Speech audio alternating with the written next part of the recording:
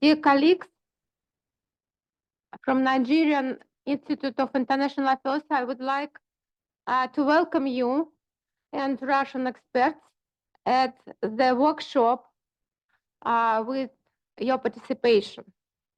Today, we are going to discuss within 2.5 hours, maybe more, maybe less, problems of competition of some Western countries in the Sahel region, and also opportunities for Russia arising from this competition. I would like to stress that we are very grateful to welcome our Nigerian colleagues, and one of our performance will be devoted to the problems of Russian-Nigerian relation in the region, and it is very important for us as the Russian International Affairs Council. Also, I would like to add that it is the first experience, the first chance to start cooperation with Nigerian Institute, and we do believe that it will be successful as much as possible. And now I would like to wish us all great performances and great discussion. And I would like to give the floor to Andrei Kartunov, Scientific Director of the Russian International Affairs Council, to welcome and to guide the workshop. Thank you, Tatiana. First of all, let me echo what you have just said. I think it's very important that we have an opportunity to discuss such a critical issue as the developments in the Sahel region with our partners from Nigeria. Unfortunately, these contacts are not very common.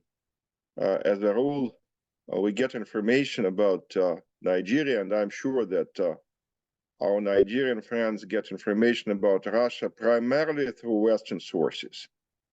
I don't want to sound condescending, but definitely the vision which is generated by Western sources might be biased and opinionated in certain ways.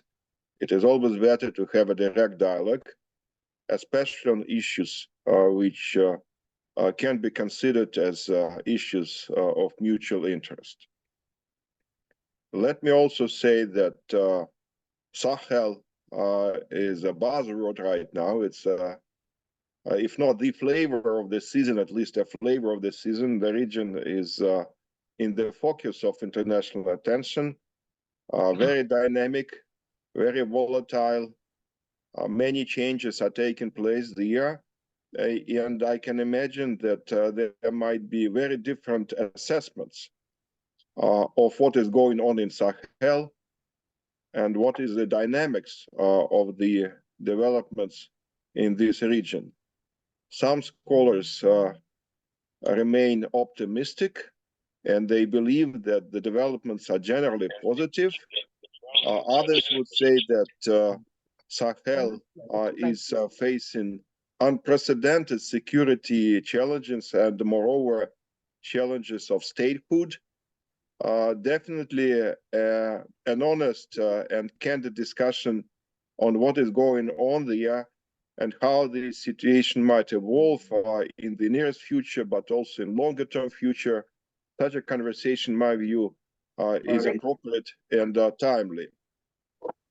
I would also like to emphasize the importance of comparing notes on external actors in Sahel. And these actors are definitely very diverse. They have different interests, different concerns, and different priorities. We talk about the West, but the West is not united on many issues which take place in the region. On top of that, we can say that many non-Western players are trying to have an input into the evolution of the region.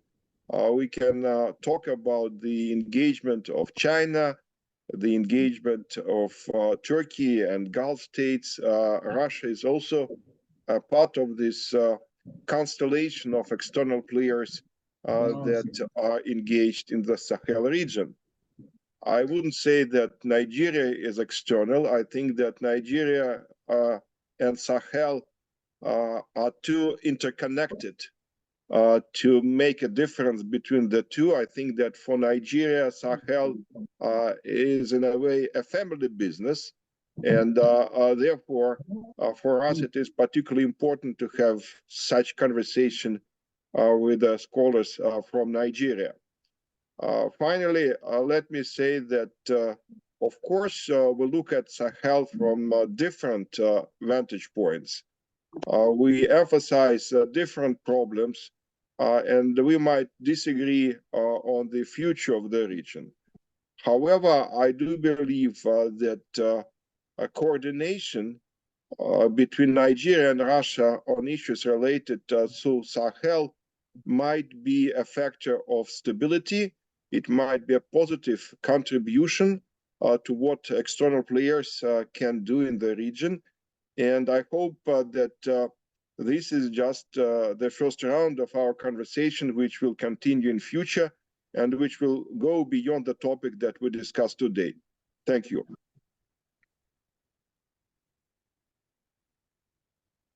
Thank you, Andrei Vadimovich. Let's start our first part of the workshop. We are going to analyze a feature of geopolitical process in the Sahel. And the first presentation, I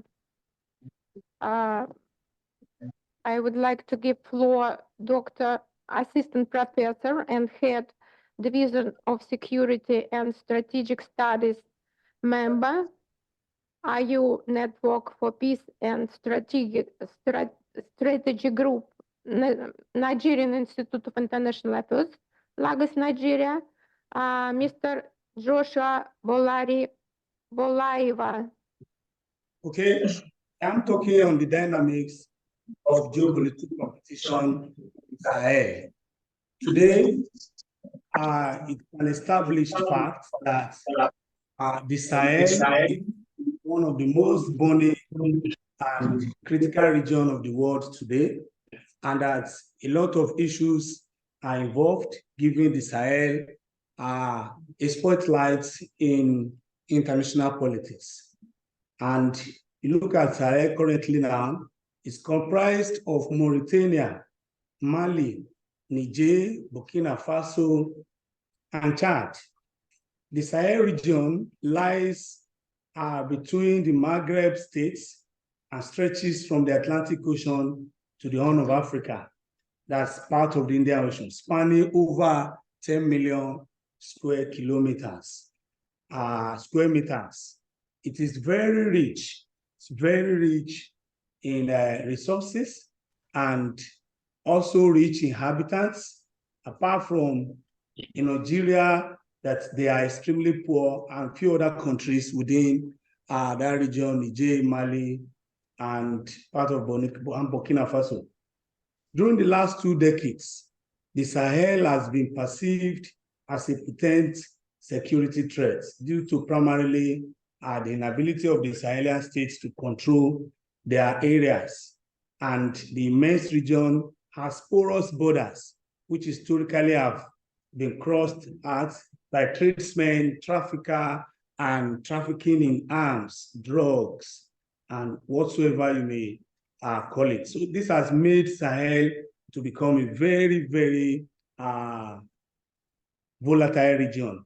Today, that region is characterized by a demographic explosion, terrorism, conflicts, instability, coups, as well as drugs and human trafficking.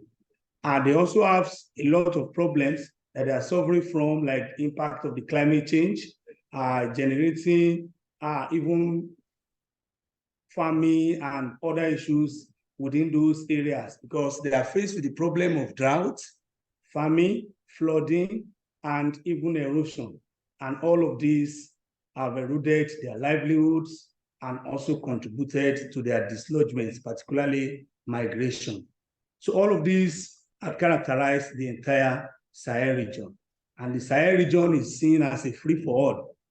Not only that, the Sahel region, millions of the people are in need of humanitarian assistance. And in this Sahel region, only between 2020 and now, there have been over 7 coups. There have been over 7 coups. Seven of those coups were successful, while some were attempted coups. And those coups also signified fragility and weakness in those states of the Sahel. And the Sahel's primary external factor and or external actors in those places, they are France, that pursues intensive counter-terrorism with the help of helping them or claiming to be helping them. And France has also been a former colonial master of most of the countries in the Sahel. But the French policy recently has floundered. Now there is anti-French sentiments which are driven France out of Mali, Burkina Faso, Niger, and so on and so forth. On the other hand, the United States also have been in the Sahel over a time. But the United States have not been very serious or having real policy in the Sahel.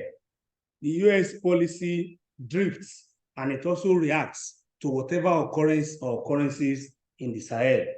Then the US also tries to look at important humanitarian and development programs that overshadows their by securitized rhetoric and undermine even considerable military activities in the Sahel.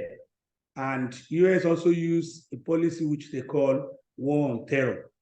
And looking at the White House National Security Strategy of 2022 on Sahel, and it's also called Africa Strategy, and the Sahel Strategy and Vision, which shows a lot of US presence in the area of counter-terrorism, counter-insurgency, and what they prioritize more is how to reduce the influence of these terrorists, Islamists, and these extremists. So this policy used by US is becoming a bit vague now, and that's why US is faced with attacks now or expulsion. Niger has expelled US from Niger, and France has been expelled from those other countries we mentioned. The EU also has been a strong competitor in the Sahel, though they have always done so much on their own program of humanitarian aid, giving aid and also giving support, especially on humanitarianism. And beyond this, the EU has, they don't have a very large presence of military like Russia, US and France. Now, France in the Sahel, historically, France had been in the Sahel right from the colonial times. And France colonized most of the countries in the Sahel. In other words, most of these countries in the Sahel, they all have a French background, French governance or colonial experience. But over time, the French had eaten so deep into their system that the French had controlled both the economic, political, and cultural lives of the people in the Sahel, most of the states in the Sahel. And they also have been training their military for them, controlling their education. They've done a lot of other things for them to the extent that their livelihood, their existence had been in the hand of the French. But the French had always continued to do something in a self-sustaining, bureaucratic, very despotic way and dictatorial way of trying to rule these people. They control everything for them, and they also decide what they want for them. And all of these began to dwindle in recent times that has led to the expulsion of the French. The same thing, the US has also been seen to be helping France or Western interests in the Sahel. Although for a very long time, the West, particularly US and EU, had created some vacuum in the Sahel, and they were not there in a long time. Due to this now, is what now brought in the likes of Russia and China. Turkey has come in, Iran is also at the door there knocking to also do and unleash certain activities in the Sahel. And all of these activities are now led into geopolitical struggle, geopolitical rivalry, geopolitical competition, fighting. But the question is, who is at the receiving end in all of these geopolitics, rivalry, competition, fighting, infighting, and in most cases, even the policies of these big powers in the Sahel, France, US, even now Russia has returned with its Wagner group, and China also coming in seriously. In all of this, who is at the receiving end? Those at the receiving end are the Sahelian states, the states in the Sahel. They are weak now. They are weak, they are poor, there is unemployment. There are other major social and economic challenges. Now political has joined because most of the states in the Sahel now are under military rule. They are seriously under military rule, and many of them are not even hasting or quickly thinking they will return to democratic or civil rule. Beyond these two, Russia, the role Russia has been playing in all of this as also a geopolitical competitor, they have been perceived as coming from a negative angle or negative perspective, using disinformation, misinformation strategy in trying to make some of these weak, fragile, poor Sahelian states, bringing them consciously or unconsciously under their own guise that they are there to help them. Of course, they've been trying to render some help. Of course, they've also been trying to help them train their military. Presently now, Russia has signed a new defense pact with Russia.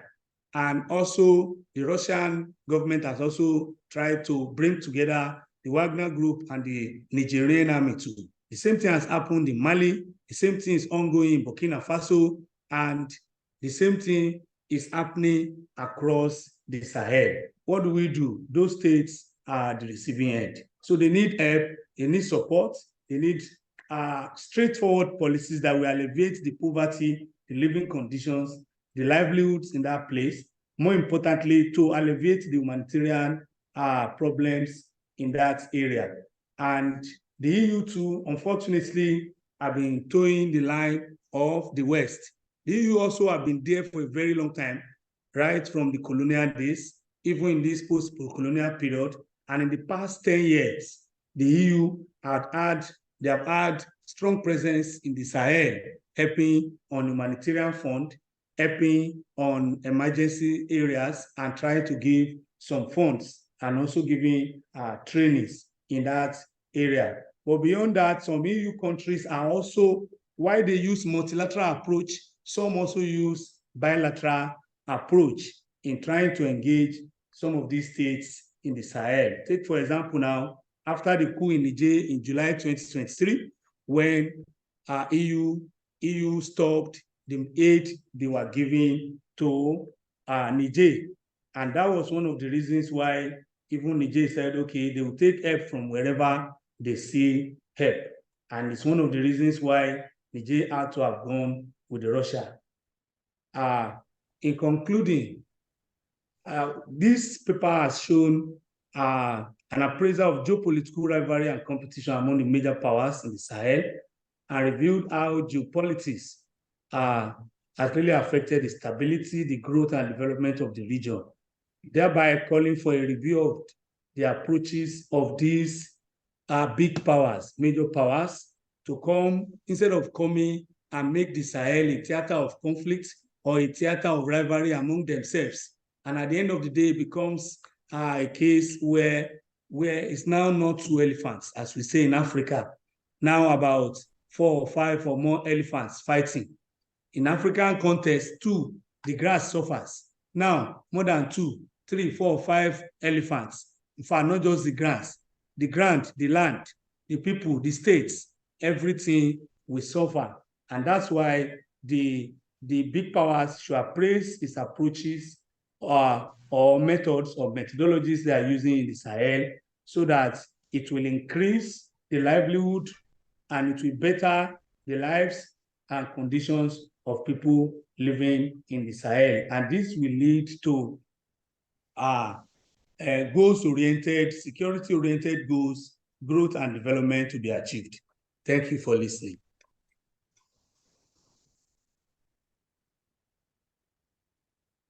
Thank you, Mr. Joshua. Dear colleagues, do we have any questions or additional senses or so on? If we have no questions or comments, let's give the floor to the second speaker, Denis Degtyaryov, who is senior researcher in the Center of Transition Economic Research at the Institute of Africa of the Russian Academy of Science and professor of Department of International Relations in the High School of Economics. Mr. Degtyaryov, please, floor is yours. Thanks a lot, dear colleagues. Could you help me with my presentation, right? Meanwhile, I would also support the words of Andrei Vadimovich Kartunov, right? Because we really need to exchange our opinions in order to elaborate common knowledge. Some theories, right? Some conceptions that Nigerians use and Russians use, right? So we should speak one language, right? It would be great. And then I would like also to say that I'm not a stranger to the region, right? I spent 3 years, right, in Cotonou, right? And sometimes I went to Semek-Podji, right, at Nigerian border. Okay, so my presentation is about transformations and how they will influence the agency. Could we go to the next slide? I will use 3 analytical perspectives: eco-optimism, eco-was optimism, eco-pessimism, and eco-realism. Right, three perspectives. Next slide, please. So we start by eco-optimism, and the Russian Federation supports the concept African solution to African problems, right? We know that this concept was initially initiated in economic sphere, but then it was used largely in peacekeeping. Regarding practical implementation of the concept, right, we speak about African peace and security architecture, which is being implemented now. And ECOWAS is one of 8 officially recognized regional economic communities in Africa, right? So it is one of the, I would say, blocks, right? Not blocks, one of the pillars, we could say, of this African peace and security architecture. And according to this architecture, standby forces should be created, right, in every region of Africa, including West Africa. So West African standby forces should be created under the auspices of ECOWAS. Once again, Russia supports strongly this approach, African solution to African problems. My colleague Bolarinova already started to speak about situation in Sahel, in the role of France, etc. To my mind, G5 Sahel was a kind of ad hoc coalition which was imported, right, to West Africa, while there was at that time and still is ECOWAS, right? And when this happened, G5 came to Africa right? It included only Francophone countries. So Nigeria was excluded from this process, and Algeria was also excluded. And the role of these two countries was underestimated. While now, when we have G5 Sahel liquidated, right, I think the role of these two countries could be reactualized in Sahel. Next slide, please. And then, of course, Nigeria is the largest in ECOWAS by almost all indicators, right? First of all, we use in security studies what is called composite indicator of national capacity by GDP, by population, military expenditure, military personnel, etc., etc., etc. Right? So it is really the leader, right, in ECOWAS, and the headquarters are in Abuja, right? So it's also very important. Next slide, please. And now we go to ECOWAS pessimism, right? I will speak like a scholar, like probably a critical thinker. You know, to my personal opinion, right, in the liberal world order, the goal of regional organizations, whether you could call it Global South regional organization or non-Western regional organizations, is to contain regional powers, for they could not exert their influence within their regional organizations, like Nigeria. But of course, if we speak to shift to multipolar world order, strong regional powers, strong regional organizations are anti-hegemonic poles, and they are welcomed. Then there is this problem of African, what I call African pseudo-solidarity. I mean, this is a kind of vicious circle. For example, within ECOWAS, within other regional economic communities, which had like neoliberal agenda, you open borders, you should do it for the sake of your African brothers. But this kills industrial production, so it is a self-sustaining mechanism of regional deindustrialization. And in fact, there is no like consolidated regional industrial strategy. And what, for example, Aliko Dangote is doing, he's doing it exclusively on his personal contacts. Here you could see several papers I use in my work, right? The one by Michael Adiji, he's Nigerian in London, right? London School of Economics, I guess. Another one is Ernest Anishe, very, to my mind, very talented African Nigerian scholar who develops his own theories of regional integration. And I think one of our goals, right, once again, is about common knowledge. For we started to read papers written by Russian and Nigerian scholars. Next slide, please. There won't be too many slides on eco-pessimism, just two, so it is the last one. The problem is with peacekeeping also in ECOWAS.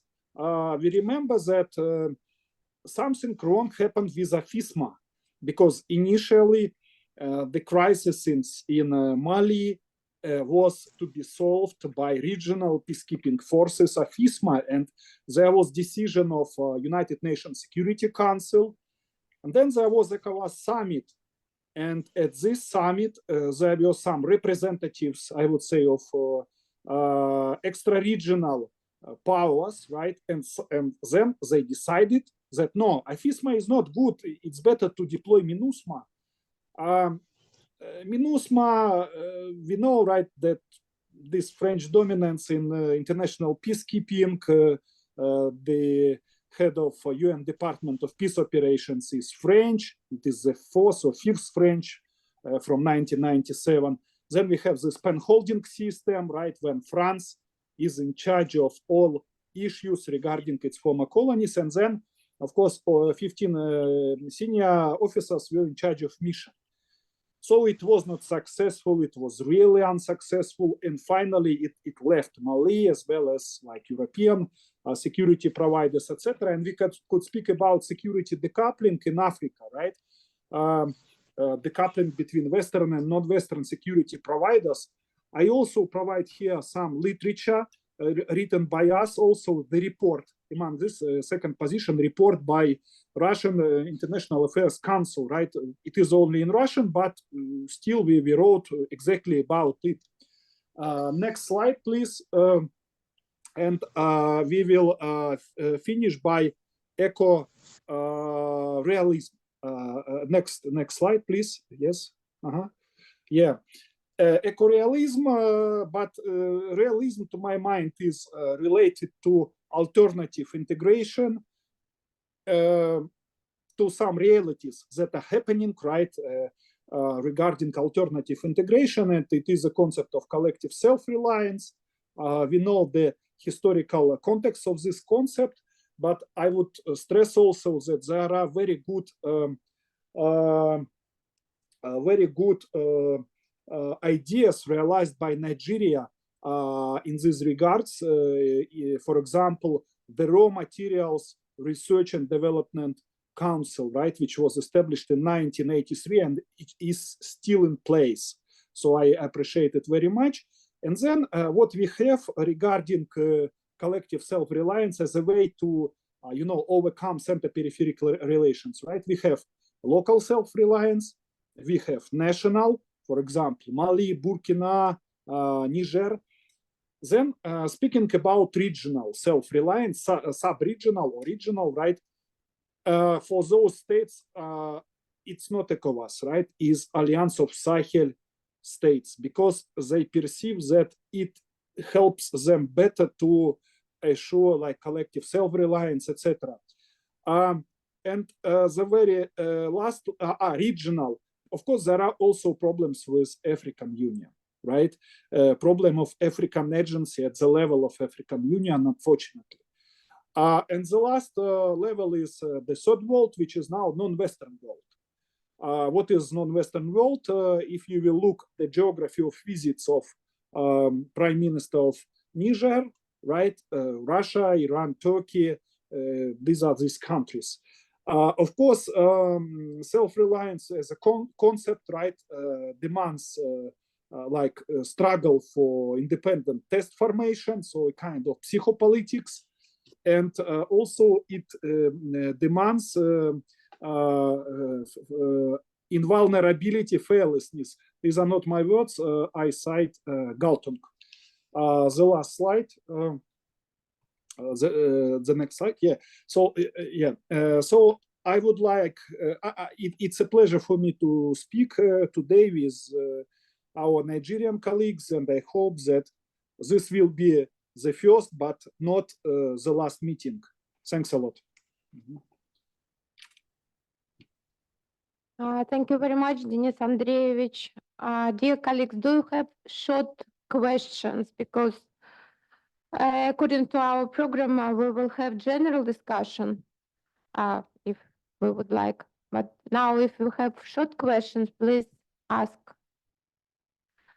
Okay, let's follow to the next presenter, Mr. Nicholas Idris Fremch, Senior Research Fellow, Division of Security and Strategic Studies, Nigerian Institute of International Affairs, with his presentation. Mr. Nicholas, are you with us? Thank you so much. Thank you so much. Let me start by saying special greetings to my very senior colleagues and every other person present in this gathering. I'm here to talk, to speak justice or to do justice on the topic, what possible roles Russia and China could play. I mean, Russia and Nigeria could play in ensuring peace, in a sustainable peace in the Sahel. But of course, we could understand that the Sahel region, just like some of my colleagues have said, has been a hotbed of crisis. Hotbed in the sense that it has been largely characterized by protracted and obstinate conflicts that have continued to rear their heads over time due to so many reasons, both internal and external factors.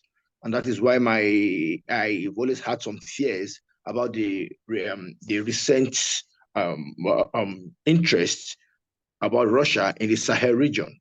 And that is not to say that Western countries, including Russia, had not always, interacted with the Sahel region or African countries at one particular time or the other. But what is very fundamental at this point is that what major reason can we talk about peace? How do we ensure that there's peace in the Sahel?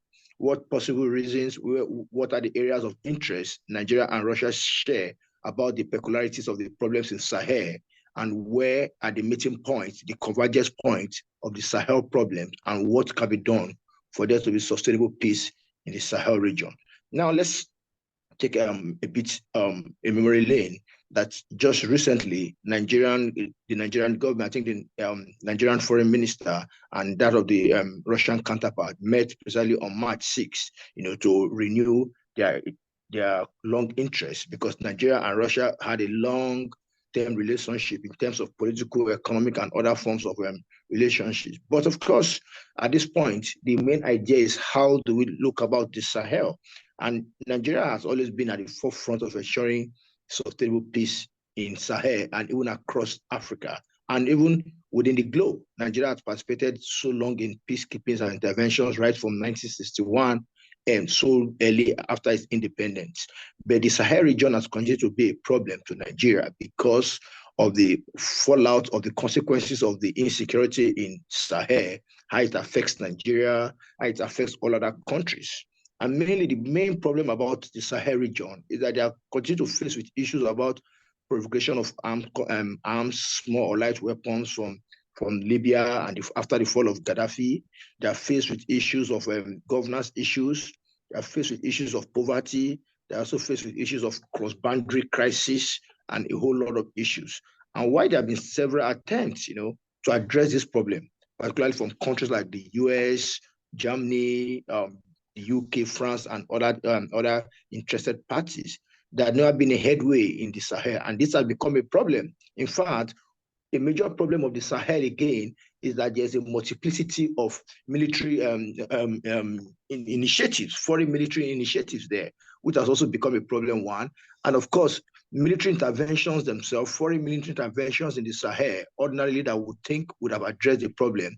What we have seen again is that immediately after these military interventions, we have what you call a post-conflict fallback to worse conflict in those regions. And that has also put strain on countries like Nigeria and other countries who are really interested in bringing about peace in the region.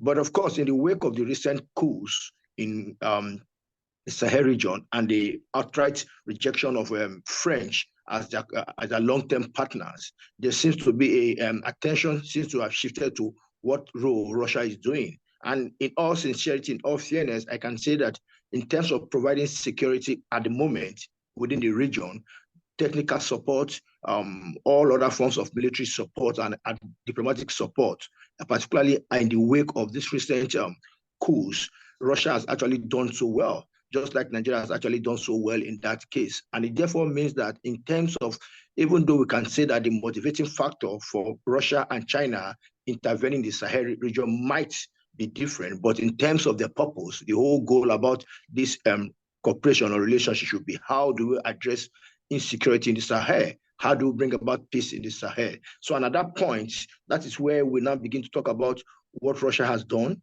what Russia can do, what Russia needs to do, side by side Nigeria. So in that aspect, our main concern then is that first, why it is interesting, why it is very important that Nigeria and Russia form a strong partnership in addressing these issues. First, we need to first iron out what form of security intervention is needed in the Sahel region. One. Two, we need to also draw out what are the contexts and in what goals, what are the long-term goals or short-term and long-term goals of this military pact or this military cooperation, so that in the end would not also fall a trap of the same issues that this Sahel have actually faced. And let's not forget that one of the reasons they have outrightly rejected France continues to stay among them is that they feel a high sense of betrayal and they feel that a high sense of wanting to stay so long, but not really bringing out results. So why it is very important that Russia is doing most things about these things, Russia needs to ensure that this form of military interventions or military support it is doing in the Sahel region side by side in support with Nigeria is first and foremost addressing the core situations. So what it means is that why both countries need to come together to intervene in terms of stabilizing the region in any way, which Russia is actually doing so far. There's a need first to also underline the core contexts of these conflicts. There's a need to understand the historical underlinings of how these conflicts themselves resonate in the Sahel region and what then should be done. And in other words, what that means is that Russia and Nigeria needs to think beyond the kinetic interventions to all forms of soft power interventions.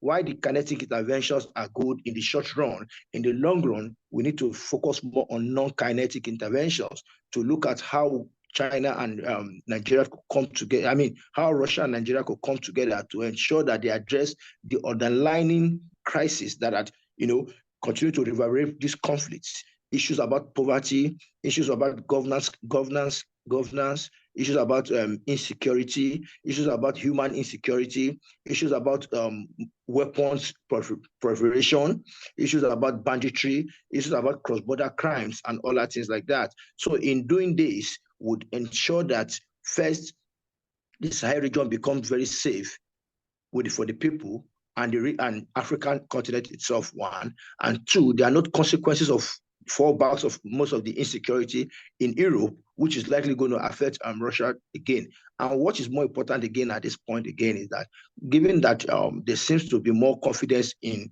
Russia's ability to address the problem, there's a need for Russia to properly, address these issues within the context of partnership instead of master-servant relationships, so that in the long run, Russia has what it is. And let's not also forget that no doubt that this recent romance with Russia itself has also opened the floodgate for a whole lot of resources to Russia, which is also at the forefront of global politics, which many Western countries are also frowning at that. So Russia needs to think smartly about all these things and think beyond just amassing resources and its access to the deep sea to ensuring that there's real peace, there's sustainable stability in Africa. Thank you so much. Mm-hmm. Thank you so much, Mr. Nicholas Idris. Dear colleagues, let's start. Oh, yeah, you have question, please. Yeah, I have a small comment, right, to what my colleague from Nigeria said. He spoke about Russia as a Western country, right? He said Russia is a Western country, right? I mean, yeah, I will tell you the comment from critical perspective. I mean, like, when Westerners, they exploit other countries, right? They need to segregate in some way. The easiest way to segregate is by race, like Africans and non-Africans, etc. But it is not the only way to segregate countries, right? Russia is also exploited by the West, right? So I think in this way, in these regards, we are on one side. Yeah, thanks a lot. Yeah. So sorry, I listened to your comment just now. If you perhaps maybe you misunderstood me, I said Russia and other Western countries, because there's certainly no way I could have grouped Russia as part of the Western countries, because in all global politics, every region, every state is facing one form of oppression, colonization, or infighting or outfighting among each other. Yeah, thanks for that clarification. Yeah, it's fine. I'm good. Yeah. May I ask, Mr. Idris, and I'm sorry in advance if I may do not understand what you say. If you said about it, I'm sorry for that. But I would like to ask, how do you estimate Russian policy in Sahel? Do you see real mistakes or real advantages? And it's the first question. And the second one is, do you see any opportunities for Nigeria and Russia to work together to solve problems concerning conflict in the Sahel region? Thank you. Yeah, thank you for those very important questions. First, on the first question, if I am correct, you asked, do I see real mistake or advantages for Russia's peace process in the Sahel? Am I right? I think so. Yes. Okay. So, like I said, if you listen to my if you listen to my presentations very well, in fact, in the first part, I made an argument that one of the problems that the Sahel region has faced ab initio is all the issues about foreign military interventions that have post-intervention crisis. And I also talked about the issues about multiplication of military initiatives in the Sahel. And what that means is that it is of great importance to first assess the recent Russia's interest in the Sahel region with mixed feelings. First, what positive advantage does it come with? And two, what are likely going to be the negative consequences if not being handled very well? But if you ask me very well, given the form of confidence most of the countries in the Sahel have imposed in Russia, it brings a very golden opportunity for Russia to right the wrongs if there are any, and it also ensures that Russia has a form of legitimate or consent to address the core challenges that is currently ongoing in the Sahel and build further confidence with this country. And let's not forget that in today's world, every nation is so much interested in extending their circles of friendship, right? Every nation, every big power needs to have other regions among itself. So, like I just said, these recent issues about Russia in the Sahel comes with mixed opportunity. First, it could be good, and two, it could be bad. It could be good if Russia is able to manage this peace process very well and extend its long-term relationship into addressing the core problems, other issues about governance, political reforms in the Sahel, one. Two, it could also go the other way if Russia does not handle the issues very much. And let's not forget that if these Sahel regions actually within not so long turn down their long-term friendship, it means that if Russia is not able to address their core challenges at the time, they can also say enough of Russia's intervention or Russia's presence among them. That is one. Then two, you also raised the question about opportunities for Nigeria and Russia in addressing the conflict. And like I said, I said originally that Nigeria has always played a lead role in Africa, either in West Africa or in the Sahel region, in ensuring that there's sustainable peace there. And this is premised on the very foundation of Nigeria's foreign policy trust, which is based on the Afrocentric policy. And for that reason, Nigeria has always continued to do everything possible to ensure peace, even at the expense of its own citizens. But Nigeria is not shy away from that responsibilities. And given that Russia is also trying to extend its ties, open more friendly relationship with Nigeria, I'm saying that this gives the both countries the golden chance to address that. And I cannot shy from the fact that Nigeria seems to be very overstretched in terms of responding to conflicts across the region. And Russia coming in at this stage, stepping in, will provide a more, formidable force to Nigeria, which can further sustain the relationship in ensuring that both countries work hand in hand in terms of restoring peace, sustainable peace in the Sahel region. So we expect that Russia will come with more improved technology. We expect that Russia would also come with technical support, and in terms of also training for troops across this region, how best they could also do that. And they could also leverage on Nigeria's effort, Nigeria's ability, and Nigeria's immense knowledge about the Sahel region, about conflicts in Africa, in both addressing this conflict and leading to sustainable peace in the Sahel region. Thank you so much. Thank you so much. Any questions? Any comments? Oh yes, please. This is Ahmed Inka speaking. Nigeria and Russia, they are bound together by long-standing ties in the quest for peace and development of the system. And the following that different areas, technical cooperation, evidence of their inclusive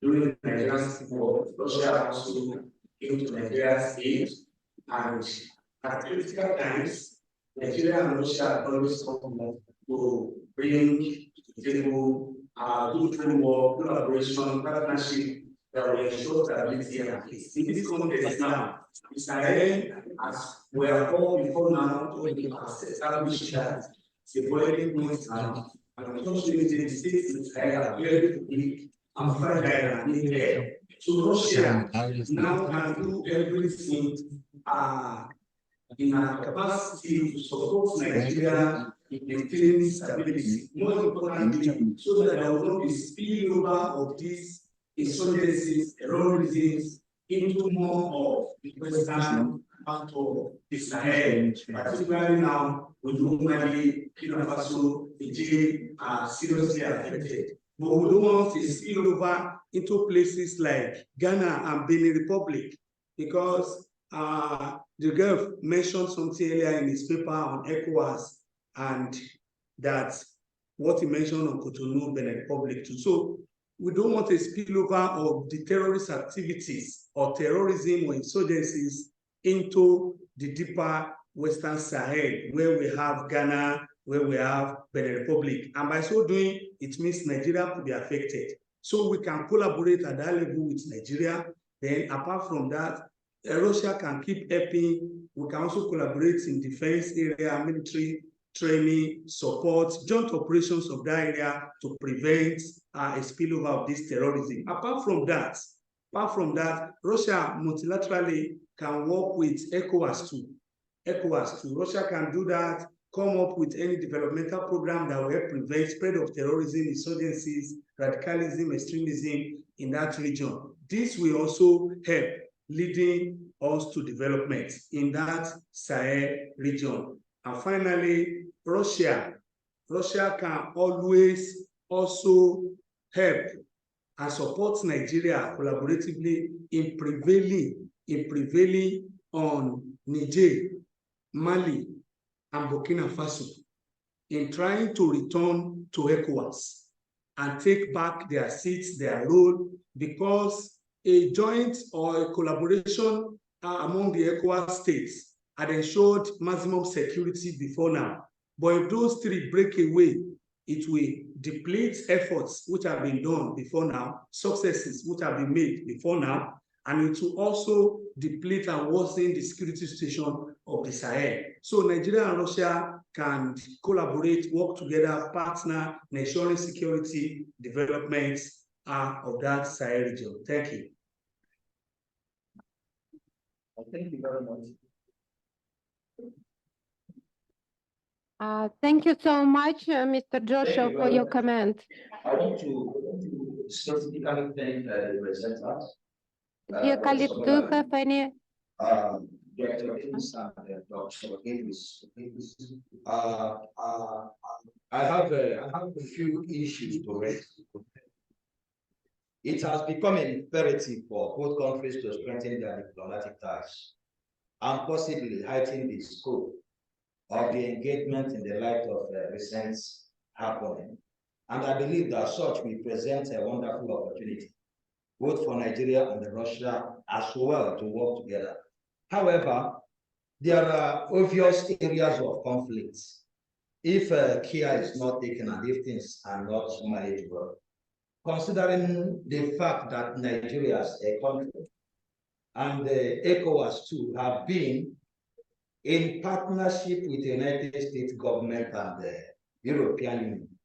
If you talk about Nigeria, at least there are ongoing military partnership with the United States of America, you know. So when you look at all these things, there are fears in certain quarters that with the inclusion of Russia in the Sahel region, that conflict may erupt. And if such conflict erupt, they may use maybe West African countries as a proxy for them to fight their superpower rivalries. So I believe that Russia need to effectively collaborate with Nigeria, regardless of maybe Nigerian partnership with the United States and European Union. And equally, there is need for security sector reform, especially in the area of anti-terrorism and the insurgency fights. Because if you look at the position of Niger, Mali, and Burkina Faso to Nigeria, you realize that these are our West African partners, and if anything goes wrong there, it will directly affect us. You understand? So we are very, very careful. And for the fact, but because if we talk about somebody like Professor Joshua talk about disinformation and misinformation, people across this side of the globe, their notion about Russia, especially with the presence of the Wagner Group, it has been reported that they are not following due process and they don't have regard for human rights.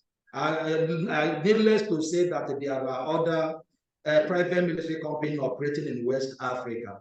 But what we are hearing and the feelers we are getting is that they focus more on extracting our mineral resources. You understand? Never minding maybe the repercussion or the effects on human rights abuses. So these are some of the fears that we are getting from here.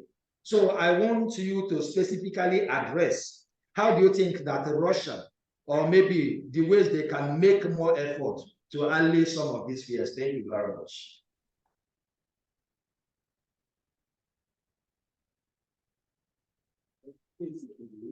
I have good morning, good afternoon, colleagues. My name is Ivan Lashkaryuk. I work at MGIMO University at the Center of African Studies. I have a brief comment on what I've heard just now. I want to remind all of us that the cooperation between Russia and Nigeria cannot be maintained at the cost of other countries. There are sovereign countries of Sahel that should be taken into account, and Russia fully respects sovereignty of Mali, Burkina Faso, and Niger, and respects their respective governments. And it's up to them to return to ECOWAS, not up to Russia. I have to say it clearly as I can.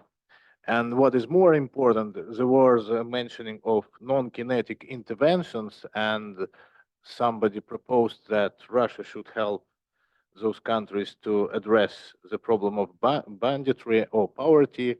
I should remind all of us that it's not a common policy of Russia to address issues like banditry in all around the globe, because it's up to local governments to address those issues.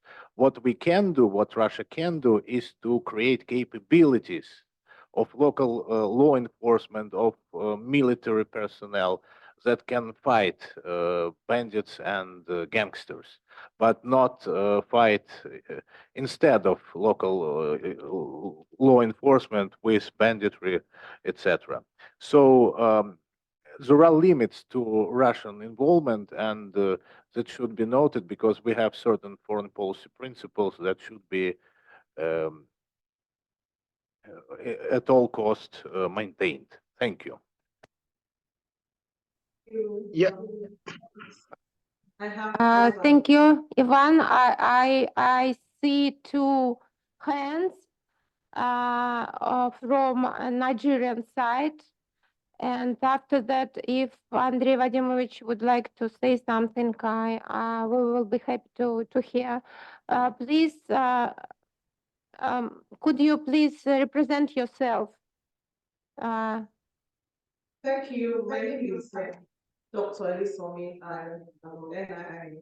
My intervention has to do with, I don't know the nature of the Russian intervention in the Sahel. However, I just want to call the attention of the Russia and Nigeria working together in the Sahel to the issue of humanitarian crisis and protection of violence of civilians in the Sahel.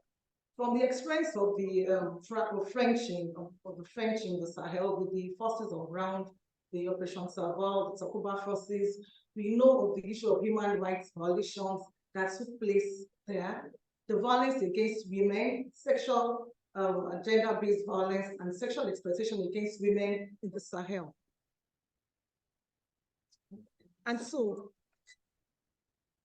okay, so my intervention is that there's a need to, as much as we're looking at collaborating, in the Sahel between Nigeria and Russia, it's very important that the issue of protection of civilians should be of priority to this collaboration. The experience of the former French forces in Sahel has shown that by the time they left Sahelian countries, there's a whole lot of humanitarian crisis left behind. So by the time the collaboration that takes place, there's a need to focus on protection of civilians, like I said. Women and girls need to be protected. Then issues of human rights abuses also has to be looked into. It has to be a priority, whatever form of intervention that takes place in the Sahel. Thank you very much.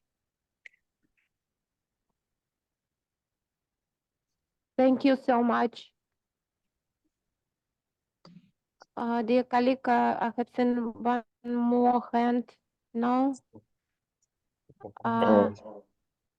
Andrei Vadimovich, please.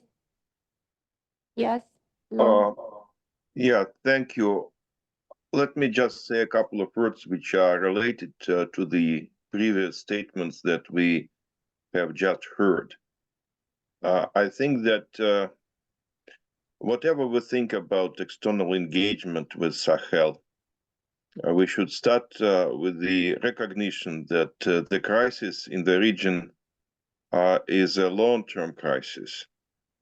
And it's a complex phenomenon which has its roots in the difficult decolonization process in the region, in mounting economic and social problems, very fast-growing population of the region, and also very rapid climate changes that trigger internal and external migrations. If we assume that this is a long-term crisis, it means that the first goal that the international community should probably put in front of itself regarding this crisis is damage limitation.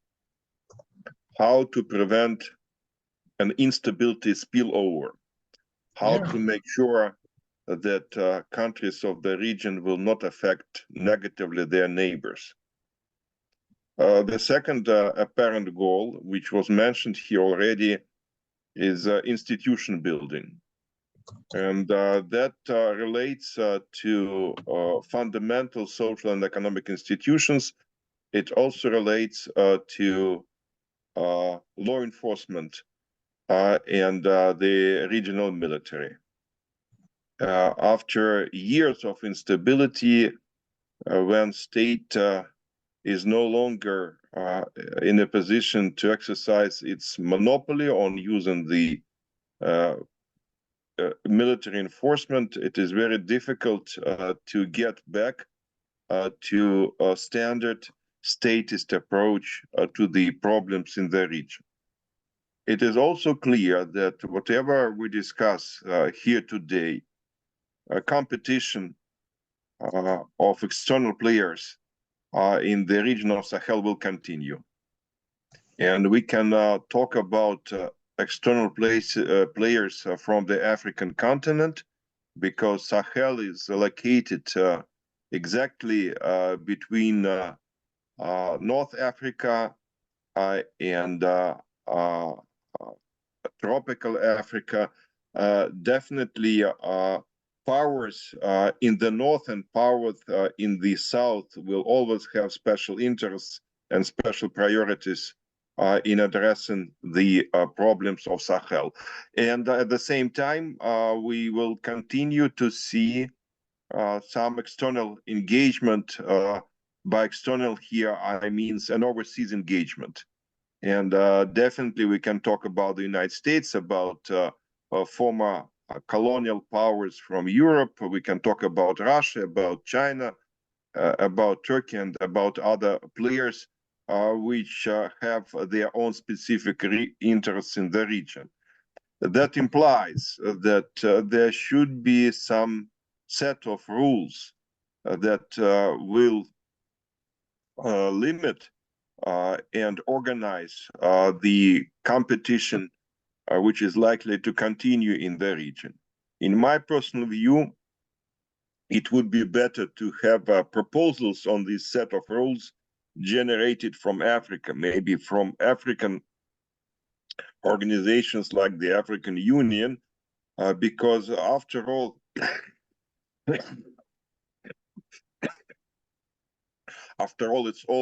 it's for Africans to decide what kind of engagement from external powers they would like or would not like to see in years to come.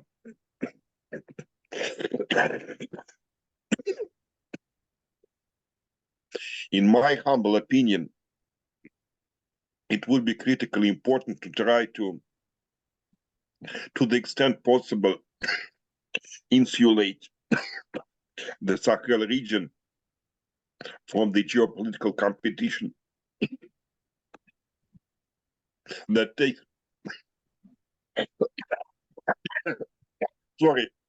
that takes place in in other parts of Africa,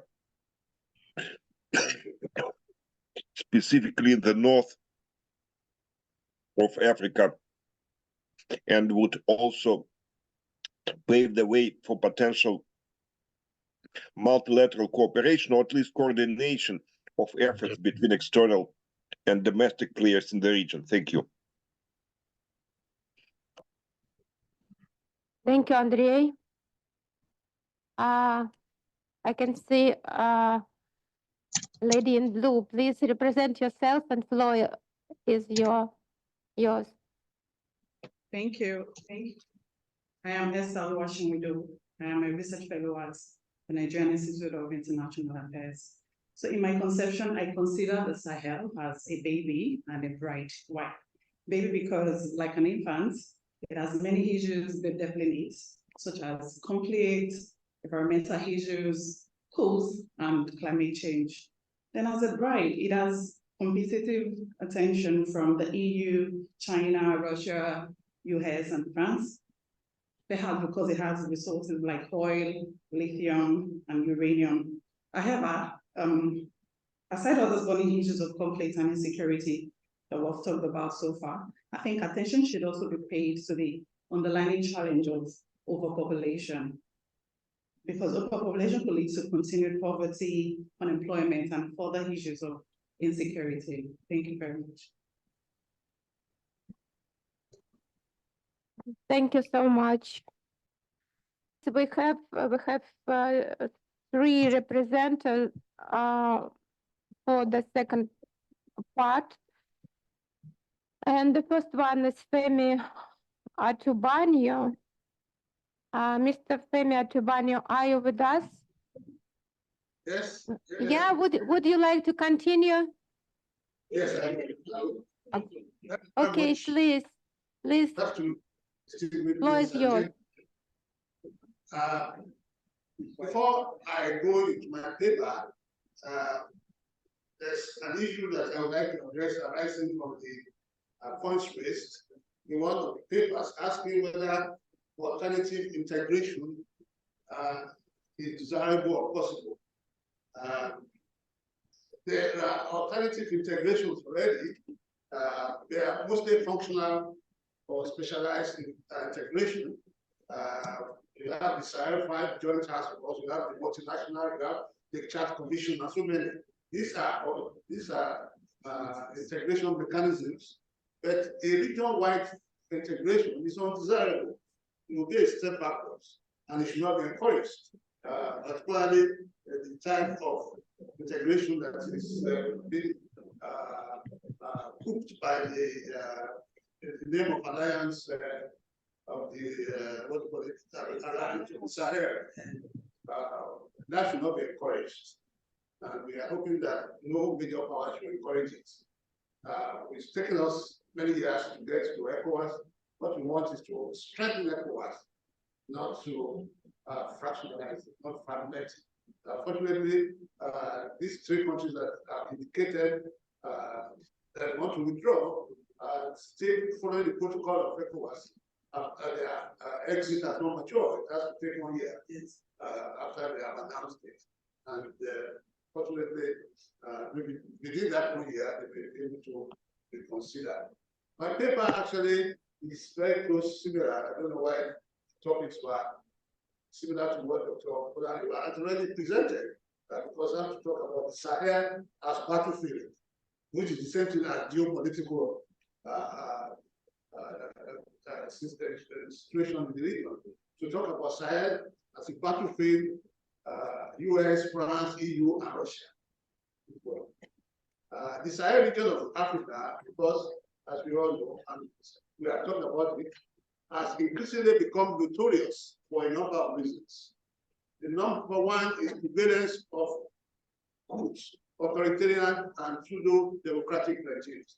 You have coups in Mali, in Burkina Faso, Niger, 3 out of 5, and the pseudo-democracy in Chad. Chad just had an election in which the military general just stepped into power in the name of an election.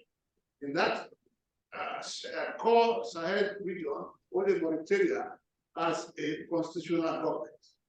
Number two is that it has the most intense infestation of terrorism in the whole of Africa. Boko Haram is operating there. It has been there in the last 2 decades, and in spite of all the noise about defeating it, it's still operating seasonally.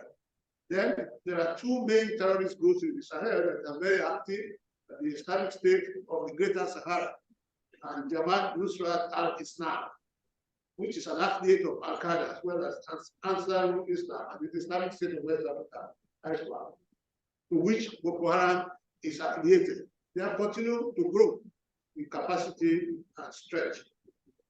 Terrorist operations in Mali, which has been the epicenter of jihadist activities in the Sahel, are spilling over to Burkina Faso's northern region.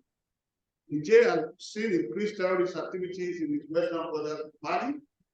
Chad suffers from the double jeopardy of terrorism activities in the northern region. From the Libyan back front for change and concord in Chad. They have that one in the north, which claimed the life of President Idris Deby, and in the south, attacked by Boko Haram. Cameroon has been contending with Boko Haram in its northwest region, while Nigeria's northeast has been the theater of war with the same group, but not that anyone can remember. The northern fringes of the Ivory Coast, Ghana and the Republic of Guinea, as Dr. Brown mentioned, contribution, are increasingly being used as sanctuaries by terrorist groups. The third element characteristics of the Sahara is that it's one of the poorest, if not the poorest region of the world, with mass poverty and catastrophic youth unemployment. Most of the young people lying in the Mediterranean Sea in the attempt to find a better life in Europe are from this survey. Number 4, it suffers from the direct impact of climate change, with desertification devastating lives and livelihoods on a massive scale. It has become, number 5, it has become the most intense theater, and that's where the geopolitics comes in, of a new scramble by the great powers for influence and control in Africa. Several major powers, including the United States, France, China, Russia, and the EU, are involved in the Sahel. The United States has been involved in the Sahel region primarily through its support for counter-terrorism efforts. That is the ostensible reason. And capacity building for regional security forces. Of course, we in Nigeria know that the Americans are involved in the capacity building there. The US has provided mutual assistance, training, and intelligence support to countries in the region, particularly in the fight against extremist groups such as Boko Haram and Al-Qaeda in the Islamic Maghreb. It had two air bases in Niger with drones and with Hellfire missiles. Of course, with the military journal in Niger operating the defense agreement between the two countries, the presence of the USA in Niger and maybe in the region has become unpredictable. Of course, France is the one that has the greatest presence of all the great powers. As a former colonial power in the region, France has maintained a significant military presence in the Sahel through its Operation Barkhane, which translated into Operation Sabre, which aims to combat terrorism and stabilize the region. But of course, the security situation did not change in spite of those deployments. France deployed thousands of troops to countries like Mali, Niger, and Burkina Faso to support local security forces and conduct counter-terrorism operations. When we the military pools, most of these forces have been withdrawn. China has not been involved essentially in military activities. It has been economic and diplomatic engagement in Sahel, primarily through infrastructure development, projects and investment in natural resources. China has also provided peacekeeping support to the United Nations missions in Mali and South Sudan, demonstrating its growing influence in the region. And the European Union has operated a multinational task force called Operation Takuba, ostensibly as a counter-terrorism capacity training and monitoring group. Russia has been increasing its involvement in the Sahel region of West Africa in recent years. This involvement is primarily focused on security and military cooperation with countries in the region. Russia has provided military equipment, training, and support to countries such as Mali, Burkina Faso, and Niger to help them combat terrorism and stabilize the region. Russia's involvement in the Sahel region as part of the broader strategy to expand its influence in Africa. And I think that gentleman has affected counter-Western influence in the region. However, Russia's activity in the Sahel have also raised concern about potential human rights abuses and the impact on regional security. One area where Russia active is in providing military support and arms sales to certain countries. For example, additionally, there have been reports of Russian private military contractors, such as the Wagner Group operating in the Sahel region. These contractors have been involved in providing security and training to local forces, as well as protecting Russia's business interests in the region. Russia's involvement in Sahel is seen as part of, okay, I think this is repetitive. However, the extent and impact of Russia's incursion in Sahel remains a subject of ongoing analysis and monitoring by academics and policy makers. The general question which we want to ask when we put all the countries together, what do the great powers want in Sahel? What they want? Some of them claim they are here to come to help to fight terrorism. So the first item is counter-terrorism. The Sahel is the front line of the global fight against terrorism and other terrorism groups. So they need to be there to help in the fight against terrorism. Of course, there's a new colonial scramble for influence and control. Interestingly, Russia, which was never a colonial master, not an imperial power in Africa, seems to have joined the geopolitical race. That's what I call the gold rush. That's another factor. That is the exploitation of minerals that are found in the region.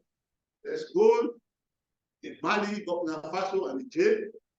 There's uranium in Niger in large quantity, iron ore in Mauritania, copper in Mauritania and Mali, phosphate for which fertilizers are made in Senegal, and diamonds to small extent in Mali. So there's a gold rush there. You can cover it with any beautiful man tool that you want, but there's that element of that. Then there's the humanitarian aid. We must give it to it. It's involved likely in economic and humanitarian assistance, particularly in the fight against desertification. So, in view of the fact that we are talking to the Russian Institute in the Russian International Affairs, we need to ask the question: what does Russia want in Sahel? there's a lot of skepticism about Russia's presence, and the idea of that is prevalent is that is there a situation in which France will be thrown out and replaced by Russia? One colonial master or a colonial master, another colonial master. That is question, but that's up to debate. Thank you very much. Thank you very much, Mr. Femi Atubanyo, for your presentation. Dear colleagues, do you have any short questions to the presenter? Okay. Now we have two experts from Russia. And the first one will be Ivan Lashkaryov, researcher at the MGIMO University Center for Middle Eastern and African Studies. Ivan, please, floor is yours. Colleagues, nice to hear you again. I want to talk a little bit about border security and how important that is for the question that we are talking about. First of all, when we talk about border security in Sahel, in the region, we all understand that this is at least a block of two separate, very important issues. One issue is the threat of terrorists and extremists and pretty much religious fundamentalists who are not very capable of treating other people with respect and tolerate their different religion. And another block of issues is migration and illegal trade. When I talk about illegal trade, I mean child trafficking, drug trafficking, prostitution, and etc. And those are issues that are interconnected because the space where trade routes, I call so-called trade routes, are created is the same space where terrorist attacks are happening, where terrorists are taking control of certain villages or even cities. And it's really hard to deal with those issues. And in political science, we call it the fragility dilemma. Countries of the Sahel are really in need of foreign assistance, organizational assistance, financial assistance, sometimes military assistance. But at the same time, they cannot absorb all the help they need because they do not control fully their territory. Sometimes they lack institutional capacity to absorb all assistance from foreign donors. And what is more important, sometimes governments in certain countries are not very much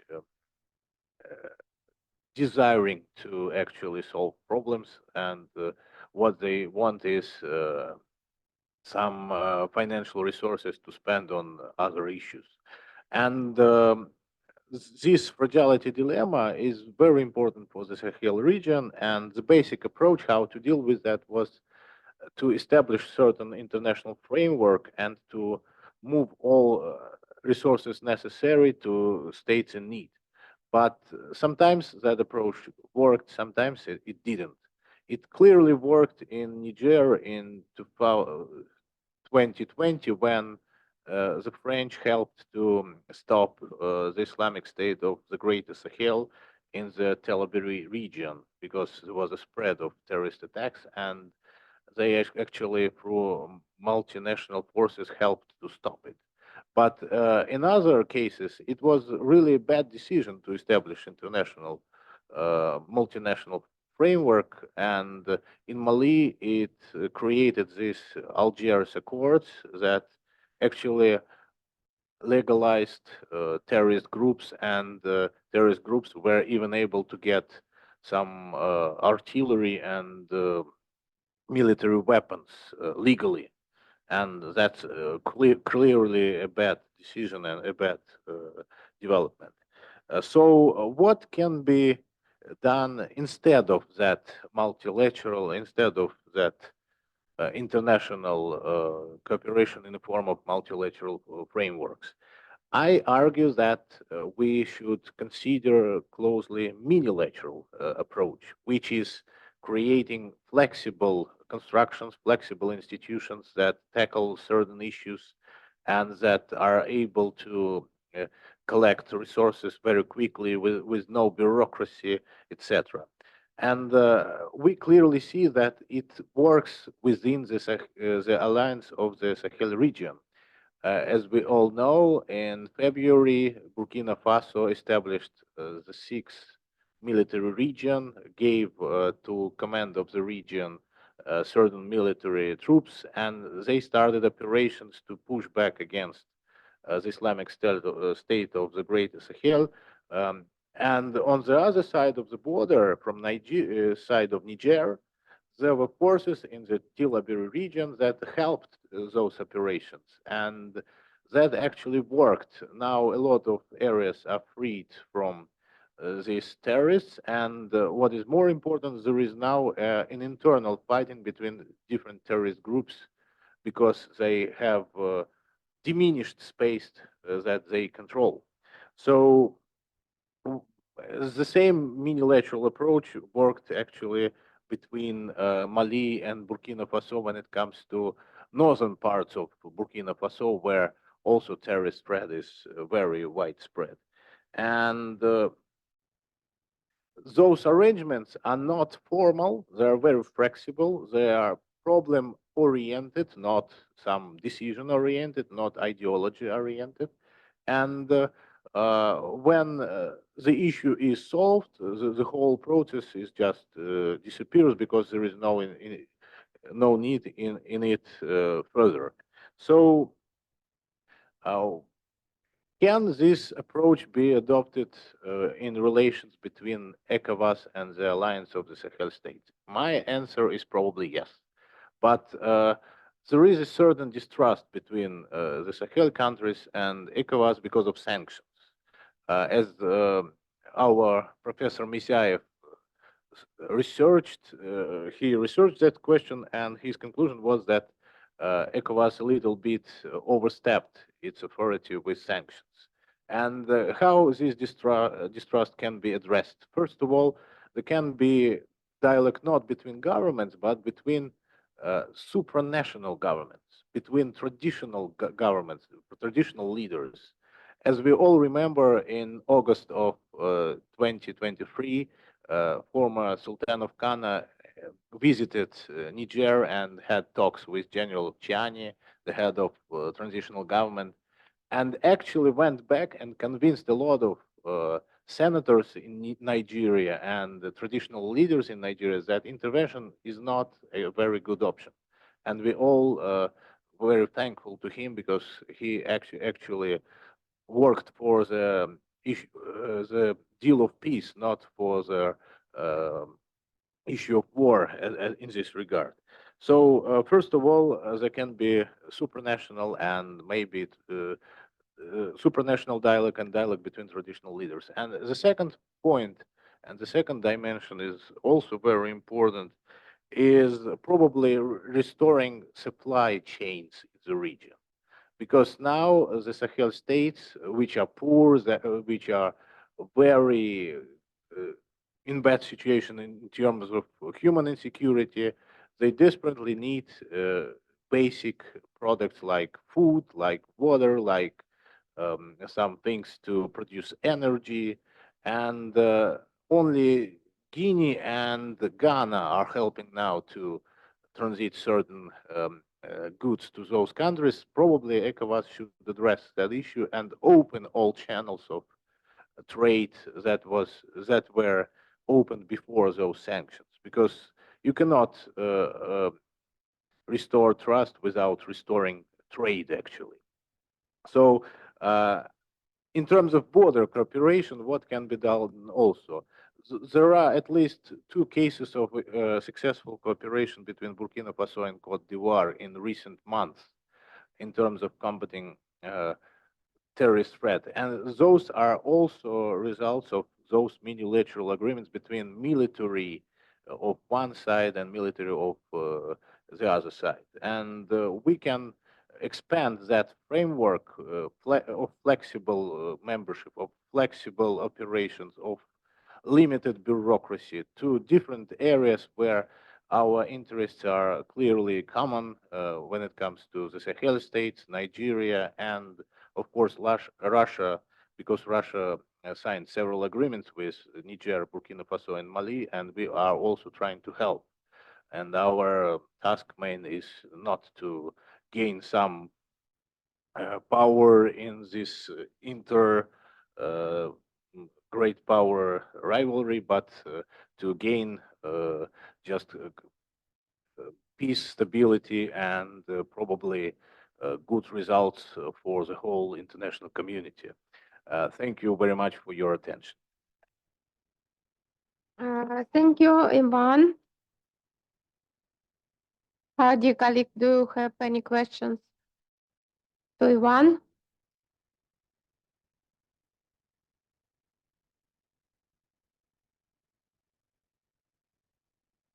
If we have no questions, Andrei Maslov, are you here? Are you with us? Yeah, that's me. Hello. Great. Yeah, let me start from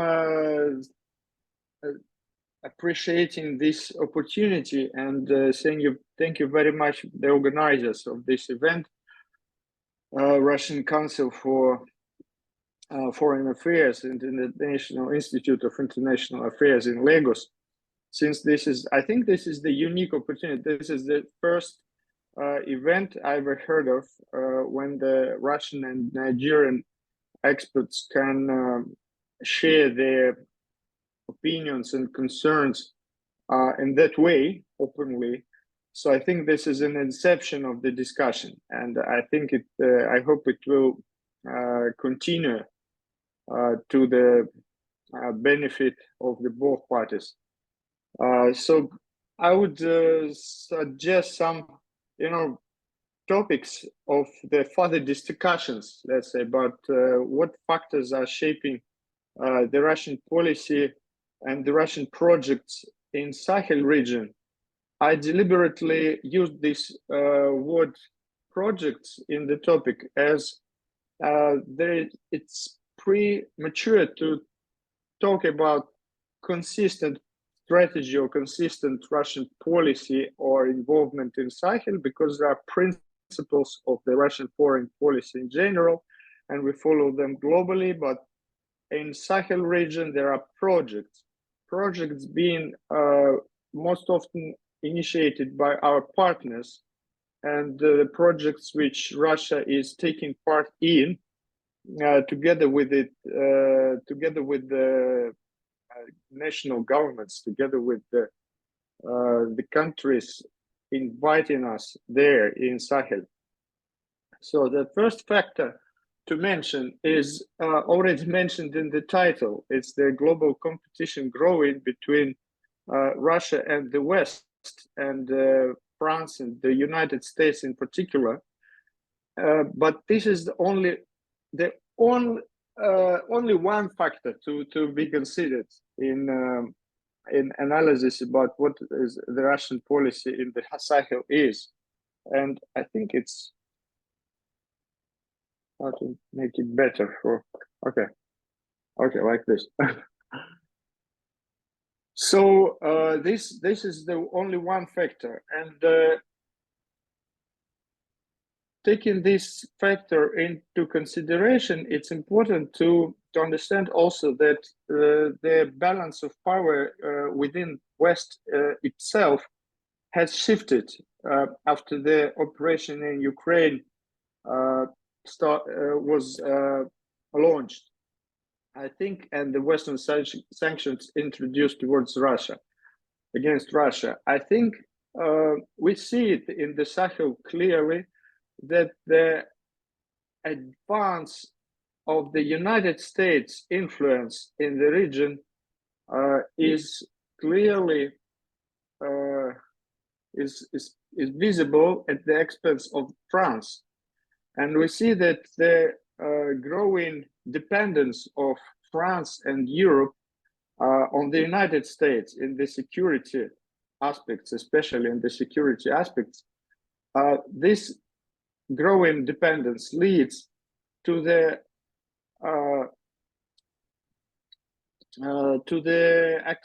expansion of the US in the areas traditionally influenced by France, for example, where the European Union and France had their own executed their own policy and strategies independent of the United States. So France enjoyed privileged relationships with Russia before the 2014, before the sanctions were introduced against Russian Federation. And these relationships helped a lot to mitigate some conflicts in the Western Africa as well, like in Ivory Coast. You know that like 20 years ago, about 20 years ago, Russia played a crucial role in the mitigation of the conflict in the Ivory Coast. This was absolutely positive role. And that was in the coordination with the United Nations and France. And the second factor to consider is that, the role Russia plays in the region is different of the one traditionally played by the United States and France, as Russia has no intention or interest to replace Western powers in Western Africa, because Russia is to provide capacities and opportunities for capacity building to the national governments of African states. As the colleagues already mentioned, here our role is to strengthen the states, strengthen the governments, and strengthen the government security forces, and strengthen the government armed forces, assisting African states in their capacity building, rather than keeping them weak and dependent on the former colonies, or on the former metropolis, on the former colonial powers, as our Western, as the Western countries do, as that is the way they act mainly in the region. So this why the approach of the Russian Federation is different to any operation is in the Sahel region. So we are not, all these operations are not about political influence. They are more about technical support of the sovereign states, of making them stronger and making their position stronger in the dialogue with the former colonial powers. The second factor to mention is the food security.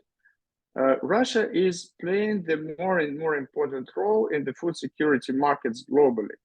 So this factor also influenced the decision-making and policy in the Western Africa, because there is growing importance of this market in the Russian trade. And as the producers of grain and fertilizer, Russia is interested in having stable and secured logistics supply chain in this region. So to secure this supply chain, it is important the conflicts are resolved and the government controls the vulnerable areas of the transport corridors being used to supply food and fertilizers to the market. So Russia has provided humanitarian aid in forms of fertilizers and food to the countries of the Sahel region already. So there have been some significant shipments delivered in this year. And to increase this humanitarian aid and supply of the food to the most vulnerable areas of the region, it is important that there is a security there is a security presence and the presence of the government forces in these areas, and so the military interventions and military assistance of the Russian Federation provided to these governments of the Sahel region is supposed to be coordinated with the food security intervention. And I think this is the kind of advice we have received today from our Nigerian colleagues. So that not only kinetic intervention, but all the other kinds of, no, I don't like this word intervention because it's a European approach intervention. We are coordinating and we are providing assistance. The third factor to mention is that the immigration increasing from Africa to Russia, and we are interested in seeing, more and more people from these countries, from these Sahel countries, to come to Russia to live, to study, to live, and to work here. This number is not yet that noticeable as in the European Union, but our long-term interest is to have these people coming in the comfortable way, and so the radicalization and conflicts in the region should be resolved as we become closer to each other with every year with Africa.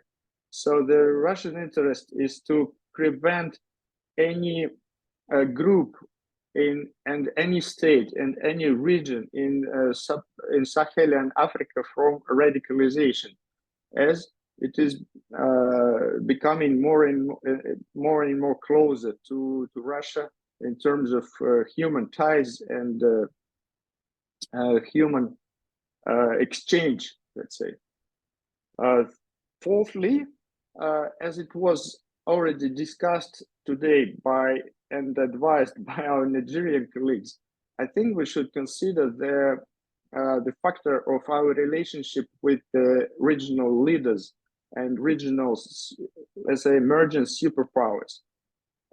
As Ivan mentioned, we should, first of all, we should respect the sovereignty of our state, of our partner governments, like Mali and Burkina Faso and Niger, and they have the sovereign right to decide whoever to invite and whoever to rely on in their security capacity building.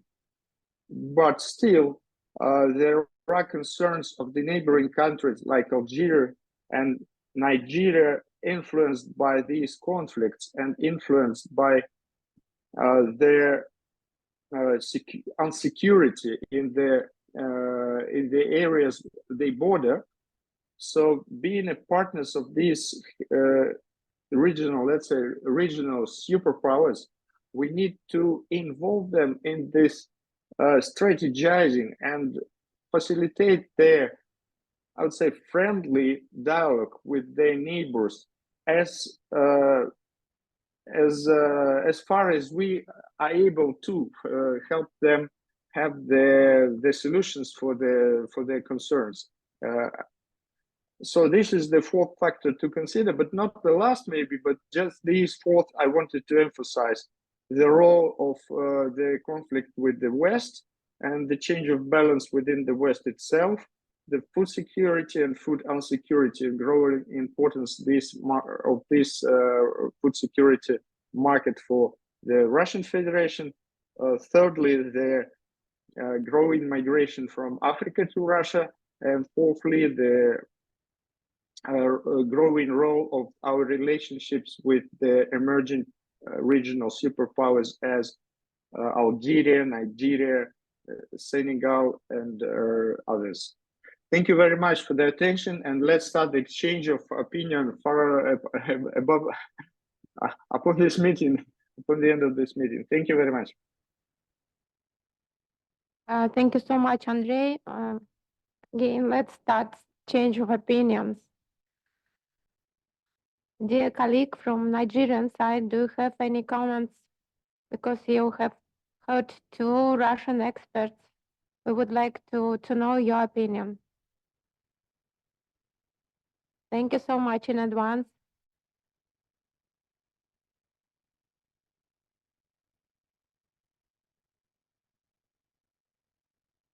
Yes, please.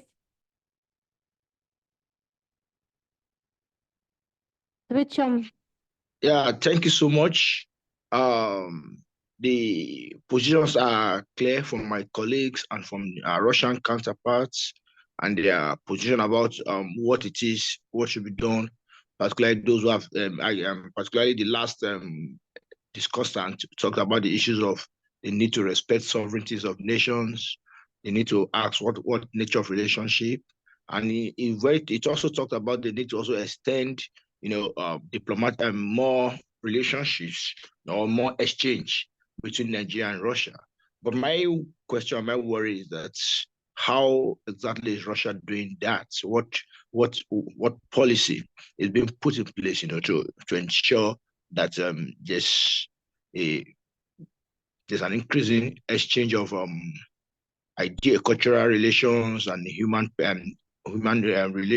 persons between the both countries.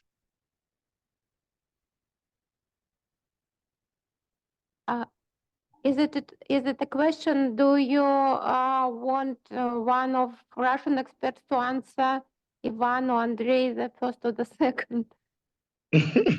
Well, it's just a question, and I expect the last speaker to just shed more light on it. Yes. Yeah, thank Andrei? you. Yeah. Good afternoon. Thank you very much. My name is Thomas Adai. I want to do a little reaction to what the last speaker said, not to Nigeria, but Russia. He talked about enabling food security there, food security in Africa. And if I'm not mistaken, I think the current wave of food insecurity that is prevalent in Africa today now stems from when Russia and Ukraine conflict began. That was in 2022, and ever since then, that had a very much devastating effects on Africans generally. Lots of goods being imported from Ukraine and Russia generally, both of them, as died from the extent now in such a way that there is a lot of food insecurity in Africa today. And not just that alone, that also has led to inflation, cost of living, all of that skyrocketing. And that's just because of the conflict between the two countries. Now, Russia is, I don't know how true, but in general perspective, Russia is seen as the aggressive state in this regard. And I would know, what is Russia's interest in Ukraine particularly? Because over the years now, we've seen Russia making incursion into the sovereign territories of Ukraine, and this is having a devastating blows on Ukraine generally. And in terms of loss of lives, all of that is hampering and weakening Ukraine. So what is Russia doing to bring an end to this war? Because it is lots of African states are getting apprehensive of the roles of Russia now. Because in Africa, generally, we have seen three major democratically dominated states reverting to military rule or military interventions. And this is, there are a lot of fears about other African states trying to avoid something similar, taking place in their own territories. So there is this image Russia is having in Africa that is not too good enough. I don't know how Russia is trying to redeem its image, because again, both Russia and China are seen as communist states. Even though China doesn't have any major military presence per se in Africa, but it's been seen as collaborating. I mean, Russia and China collaborating together. Russia from the economic angle, while China rather from the economic angle, while Russia is coming from the military angle, and both of them are seen as trying to create their own what do I call it now? Their own force that is to cripple in a way both African economies and perhaps African political space. So I wouldn't know. These are images that lots of African countries are having about Russia-China relations, and I don't know if anything is being done to ensure that all of these things are, is redeemed. And lastly, you mentioned again that Russia is not really interested in having what you call interest in domestic activities of any state. You said Russia is interested in strengthening the state, the government, and the state and the government, and which means that they are ready to provide forces, military forces in those countries. So the countries should now rule or govern themselves the way they want. Yes, in recent times we've had Russia inviting Taliban, the Taliban forces into Russia for discussions, and just recently again, Vladimir Putin, the president of Russia, mentioned that the major government recognized in Afghanistan is that of the Taliban, and which in a way is being seen as repressive to human rights. So is Russia really interested in just the state, or is also interested in the human rights of the people living in the state? All of these factors, when they are looked at politically, or begin to see another perspectives about Russia, and I think it's important Russia begins to rethink this negative image. Thank you very much.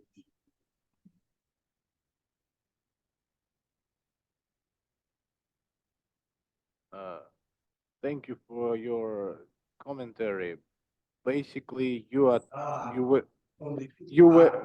previous speaker tried to that have propelled Russia in the Sahel, and I'm just curious about, first of all, you said the second factor, you said Russia plays or has been playing a different role from the traditional role played by the West, who have been there before them, and that you are trying to build capacity, strengthening the states and all of that. Please, I want to know realistically how Russia has been playing that different role in the Sahel, and more importantly, what form of capacity other than military being brought or training giving or new defense pact being signed with this state. So I want to know how Russia is playing that different role. Secondly, of course, my paper and Professor Utubanjo's papers address the geopolitics, geostrategic competition, and rivalry in that Sahel. You said one major factor that brought Russia to the Sahel is the global competition, just to come and compete. Now, in this competition, in this rivalry, in this geostrategic fight, or whatever name you want to give to it, what has that done? What development, what progress has that brought? This geopolitical competition brought to the Sahel, and that was also the major question Professor Utubanjo raised in his paper. What does Russia want in the Sahel? What does Russia want in the Sahel? And finally, immigration issue. Yes, on a serious note, I know in the 60s, 70s, 80s that in the 70s, Nigerians or Africans were given scholarship to study in the then Soviet Union, later Russia, and I know till now you still do it. But I discovered early this year in January, I wanted to go to Moscow. The Russian embassy in Lagos has been shut down. So I had to go to Abuja to go and get the visa. I nearly wanted to say, no, I don't want to stress myself. So how do you facilitate immigration? How do you promote the exchanges or easy immigration for youngsters, for expats, for you to facilitate people-to-people relations that you mentioned? So please let the Ministry of Foreign Affairs look at that and open it, even if it's skeletal services. Thank you. Yes. Hello? Okay. Yes, please. Professor Bolani was just referred to my last statement and what was Russia I'm sorry to interrupt. Could you please speak closer to the microphone? Answer. What you have there is not what Russia wants. We cannot hear you. Sorry. You make the difference between project and policy. Because all the things that you listed, they seem to be altruistic, no interest at all. It's about strengthening the capacity, the sovereignty of the countries, assisting in capacity building, making sovereignty stronger, helping with food security. And so those are issues that they are like humanitarian aid. Is that all that Russia is doing in Africa? Just offering aid without any hope of benefit? I would like to give a floor to Ivan Lashkaryov, our expert from Russia. There were several questions asked, and probably I'm going to try to answer. First of all, there was a question: what is Russia really desire? What Russia wants was the question, and the answer is very simple. We want two categories of countries in Africa: friends and partners for development. We don't want to exploitation of resources of African countries. We have a lot of resources ourselves, but we can help each other with knowledge transfer, with technology transfer, with development of new products and services. That's our goal, to actually have partners for development and friends, simply speaking. And we in Russia don't see our presence in the Sahel as competition between our country and China and Turkey and France, because we have very close relationship with Niger, for example, but in terms of investment, China is far exceeding our investment in Niger, and we don't see any problem with that. We understand that China is more interested in certain areas, and we have interest in some other areas, and we just don't compete with each other. The same goes for Turkey, for example, where we have different areas of cooperation, and we just don't mix them, because we understand that African countries need all partners around the globe, not only our partnership, but cooperation from other sides as well. And there was also a mentioning of Ukraine. And one of the speakers tried to say that it's a little bit inconsistent to respect sovereignty of the Sahel states, but while at the same time conducting a military operation in Ukraine. But the answer is very simple.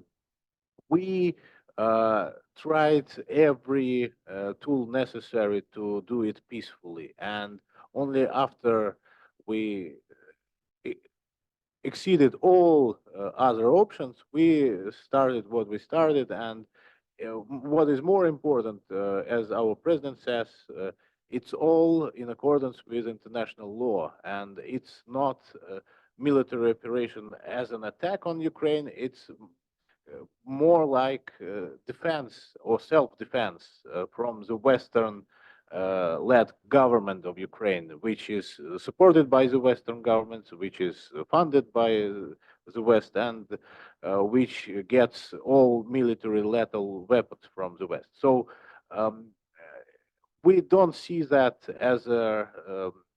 as equal set of cases in Russia.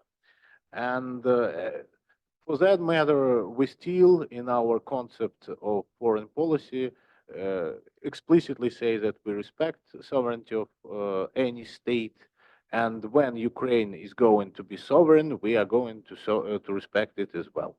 Thank you. Thank you, Juan. As I remember, we have a question from Mr. Nicholas Idris, addressed to Andrei Maslov, if I'm right. Andrei, do you remember the question? I do remember the question. I remembered also a remark about the Lagos embassy, which touched me a lot, because I've been living in Nigeria for a while, and you know, the statistics shows that many people are coming from Nigeria every year. I would share with the esteemed participants of the discussion these numbers, and the consular section in Abuja is much more prepared for the issuing of more visas. So it is not correct to tell that the embassy in Lagos was shut down. It was just moved to Abuja. I would love that one day the consular section will be operating in Lagos as well, but the one in Abuja is quite, you know, all the doors are open every day. I believe we should, you know, even cancel all the visas between our countries, but it is still challenging to get a Nigerian visa as well. So I'd love to have this visa-free regime visible, but more and more Nigerians are coming every year for studying. We provide more and more scholarships, including government supported scholarships, including, for example, the project for knowledge sharing with the capacity building in the e-governance. It is absolutely has no absolutely relation to the military aspects, and we're discussing here the security aspects as well. I've also heard the question about what Russia exactly has done to contribute to the capacity buildings in Africa. I would say that almost everything that has been requested. We have done a lot in terms of training, in terms of supplies for the security forces, and increasing their capacity to tackle terrorism, and also we contribute a lot to the tackling such issues as food security. We delivered fertilizers to Burkina Faso, the wheat to Mali. We contributed a lot, and we still every year we increase the number of scholarships being provided for the students from these countries, and the number of the Malians and Burkinabe and the Nigerians coming to Russia is increasing every year too. So this is not correct to tell that there is nothing but security. We contribute a lot in the healthcare sector, including not only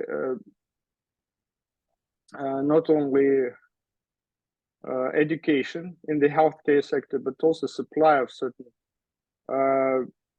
medicaments and equipment to the governments. And answering the question, I would say that there is a question more to the organizers of the event. What kind of format will be suggested to continue the exchange of views? From my point, I would rather share the abstracts of my small speech today, so we would be able to continue the discussion. I think this was the introduction. So, what format is more convenient for the exchange? I could come in Nigeria and we can meet. So even this year. Thank you. Well, thank you, Andrei. I can't see any hands. So it's time to finish, and I would like to give floor to Andrei Kartunov to make some closing remarks. Andrei, don't you mind to make it? I don't mind. Let me first of all thank all the participants to this discussion. I personally learned quite a lot about the situation in Sahel and the positions that our two countries take on specific dimensions of the Sahel development. I think that we should continue keeping a close eye on Sahel. I suspect that we might observe some surprises in this part of Africa before too long, maybe already over this year. These surprises might represent new challenges, but also new opportunities to both Nigeria and Russia. So I think it would make sense to keep in touch on these developments and to see how we can react to them, at least as academics and experts. Let me also say that I see a lot of sense in exploring the agenda of bilateral Russian-Nigerian relations, which are clearly underdeveloped and under-invested area of research and applied proposals. We can talk about opportunities in the economic field. I think there are many common challenges that our two nations face.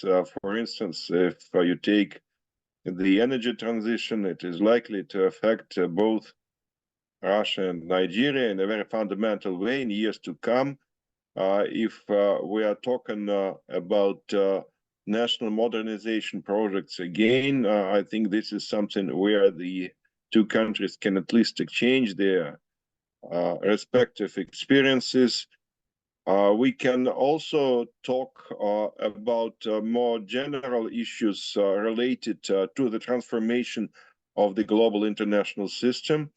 I think that for us, it is important, and Nigeria is a country which right now is not engaged in multilateral transcontinental projects that Russia is one of the leaders of, like BRICS, for instance. We have among African nations, we have South Africa and Egypt and Ethiopia, and but not Nigeria.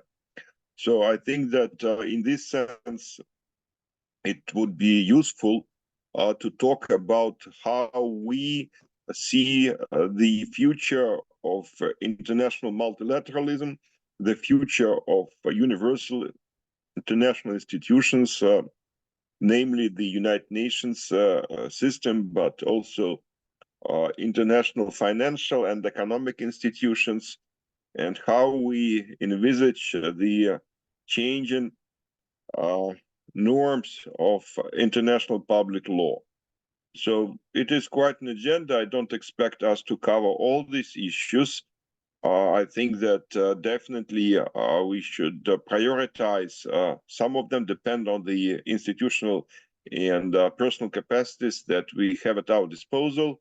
But I am looking forward to continue this dialogue. And let me say that I am grateful to everybody on the Nigerian side and on the Russian side who participated in making this event possible. Thank you. Thank you so much, Andrei.